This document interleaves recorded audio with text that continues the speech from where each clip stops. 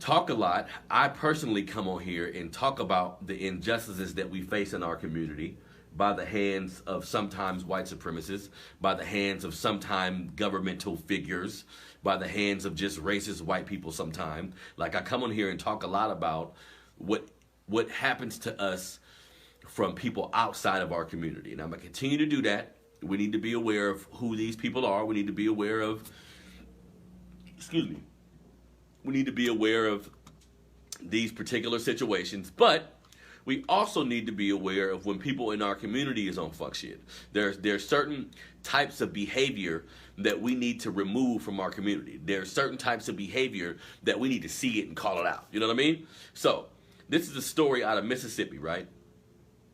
Federal prosecutors charged 2 with kidnapping in case of 2-year-old left at a Mississippi Goodwill. So, hear me out with this story, family. Some crazy shit. So 2 people are facing federal charges of kidnapping. These are black folks. Federal charges of kidnapping after 2-year-old boy was abandoned Monday at a Goodwill store in South Haven, Mississippi. So check out how this story unfolded, family. Oh shit, hold on. What happened? Okay, so Jeremy Fitzgerald, a 34-year-old black man, Terlesia, I hope I'm saying this such a name right, Terlesia Turner, 29, both of Memphis, have been federally charged in a criminal complaint with kidnapping, U.S. Attorney Michael Dunavant announced Thursday. Now, the boy was taken by Mississippi Child Protective Services. Now, get it? Now, hear me out on what these motherfuckers actually did, family. According to the complaint, Fitzgerald offered to have Turner, posing as his sister, babysit the child while Fitzgerald was with the child's mother overnight in Nashville. So homeboy got his partner or some girl he know to watch the little boy while he went out of town with the mom, right? Now Fitzgerald did, however, speak to the child's aunt in that conversation. Fitzgerald demanded, hold on one second. No, okay, me go back just a little bit. While Fitzgerald and the child's mother were in Nashville, Tennessee, Fitzgerald demanded, and hear me out when I say this, right? This is the kind of behavior we gotta call out in our community. Like we need to make sure that we not highlighting or aggrandizing some of this shit and make it cool because it's not cool, right? So while Fitzgerald and the child's mother was in Nashville, Fitzgerald demanded that the child's mother work for him as a prostitute, right? Now, when she refused, Fitzgerald left her in Nashville. He didn't answer her repeated phone calls, and this is according to Donovan's office said in a news release. Donovan is the U.S. attorney in that area, right? So Fitzgerald did, however, speak to the child's aunt. In that conversation, get a load of what this dusty nigga did, right? In that conversation, he demanded money for the return of the child. Now, Turner was aware that Fitzgerald had demanded money in exchange for the child's return. So, from all reports, this is what happened. The dude takes the little boy's mama out of town. Maybe she think they going on a date. Maybe she know it's some pimping going on. Who knows? Like, we can't let this woman off the hook. But he brings this woman to Nashville. This woman says, okay, I don't want to prostitute for you for whatever reason. He leaves her there. After that, the next morning, Fitzgerald and Turner, the woman he was working with, and another unknown subject, drove and transported the child across the state boundary from Memphis to South Haven, Mississippi. When they stopped at a gas station, Fitzgerald took the child out of the car to a nearby Goodwill store and abandoned him there. Turner went into the gas station. She knew that the child had been left at the Goodwill store. Now, and I'll stop reading the story there, and they gonna investigate him. They caught the dude and the girl he had working with him. They caught him. They're facing federal charges. They're facing like 20 years in jail. But family, we do a lot of calling out of racism. We do a lot of calling out of all the negative shit that happens in our community by the hands of people who don't look like us, by the hands of people who don't mean us no well, right? We do that, and we should. But what the fuck are we gonna do with niggas like this?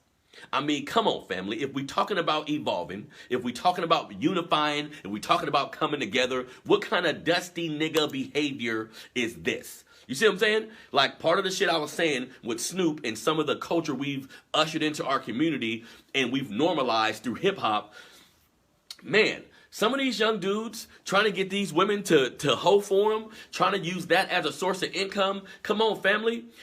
Come on, family. If you got a daughter, if you got a niece, if you got a little cousin, how would you feel if a nigga had her out in the street selling pussy? Let's keep it real. You see what I'm saying? And we see all these postings of different little girls coming up missing. I'm sorry to tell you, sometime when that little girl missing, she with a nigga that's pimping her. You know what I mean? We need to be honest about that. We need to be honest about the negative effects that can have on our community, where young girls who we understand what we go through in our community, we got fatherlessness. We dealing with a lot of kids and people who don't got fathers, who had to deal with different forms of racism their whole life, have to deal with different forms of trauma, whether it be getting abused by their mom, getting abused by their uncle, getting abused by different members of their family. We aware of how this shit happens, right? We got to call out shit like this, man. I hope this dusty nigga get put under the jail. Think about this shit. Think about this shit. So you bring a woman to Nashville, all right? Now, if she agreed to hoe for you, that's something different. That's something she got to deal with, because the fact she allowed this dude to take her daughter or take her son and be with a person that she don't even know, that speaks to where she is mentally as a goddamn parent. You know what I mean? But in any case, this dusty nigga brings her to Nashville, and because she won't hoe for him, you gonna just go drop her son off at a Goodwill? You don't know, you lucky the people at Goodwill were good-spirited people that they called the authorities. It could have been some pedophile shit going on at that store, where you put the child in the wrong hands. Anything could have, and this is a 2-year-old boy.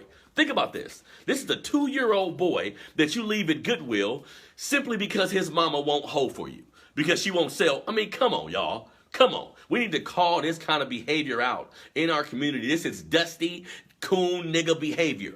The same way we have called black men who gets on TV and speak negatively about black people. The same way we call a black man in society who makes it a point to make us feel like we ain't shit and we need to just come over to the other side and respect white folks and don't talk shit about white folks and shut up and stop complaining. The same way we come at these niggas and call them coons and call them all these negative epithets is the same way we need to come at niggas like this.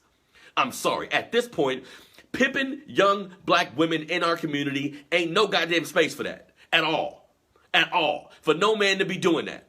You see what I'm saying? That's why, me being a lover of hip-hop, it's difficult for me to even listen to this shit in rap lyrics now. I mean, come on, man. Ain't nothing cool about that. I got granddaughters now. I got nieces now. Think about that. If you know a young nigga is pimping your daughter or your granddaughter, it's time to die, right? That's how we thinking about it. So why is it okay if you do it to somebody else's daughter? Just because you don't know them? Just because they're not in your family? That shit not right. Wrong is wrong is wrong. And we need to call out wrong at every turn, family. When it's somebody in our community or not, we need to get rid of the people in our community who don't mean us no good. If you're not talking about empowerment, if you're not talking about evolving, if you're not talking about setting up generational wealth for your family, whatever that shit mean to you, get the fuck out the way. You know what I mean? And all of us need to have that attitude. We know we got people in our family that be on some stupid nigga shit like this, and we need to figure, even though you love them, we need to figure out a way to call them out, because this shit is ruining our community. This is a part of the reason why our community is ruined. We got a whole bunch of issues that we got to deal with systematically. So having niggas in the community that's just toxic, nah. Granted, I shoot the brother a little bit of bail, just not knowing his mental capacity. He could be suffering from mental illness. He could be suffering from not having his father, from being in a situation where he possibly didn't have parents. The cycle continues, y'all. The cycle continues, but the question always gonna be, who gonna break it?